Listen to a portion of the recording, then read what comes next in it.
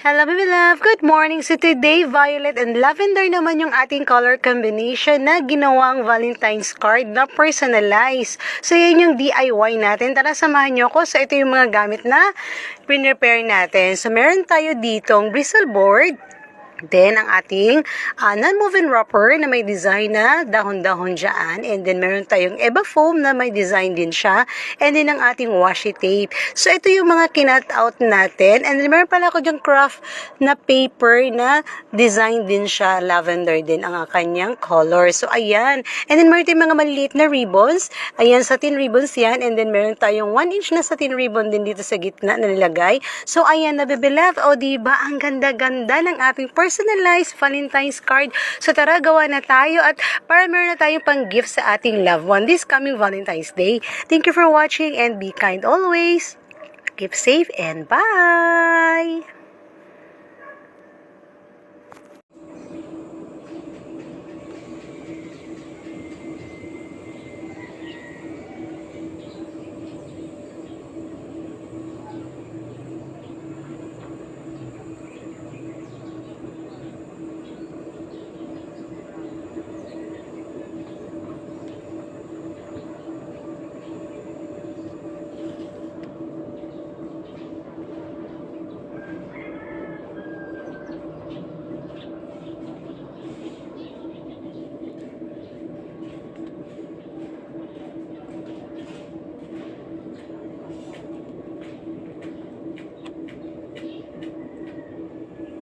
Hello, baby love! So today, ayan, nakagawa tayo ng ating very special personalized na Valentine's card para sa ating friend na si Miss Jack. So ayan na, Jack, para sa yung baby girl.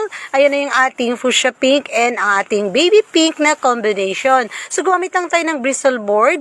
Personalized yan. Tapos meron tayong specialty paper and then meron tayong washi tape, Eva foam na glittered. So nag-cut out lang tayo at ayan na yung kalalabasan ng ating ginawa, baby loves. Napaka-cute, napakaganda para sa ating baby girl.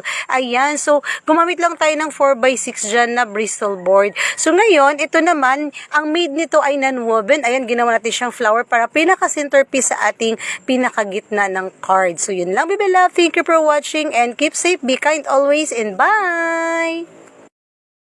Hello, my love! Good morning! So today, color yellow ang ginawa nating Valentine's card dahil may nag-request sa akin na yellow naman daw ang gawin ko. Ayan, kasi favorite color niya yan. So ito, yung dati nating ginawang flower na Eva foam. Ayan, ginamit na natin siya. And then meron tayong washi tape na gold. Tapos nag-cut out tayo ng Eva foam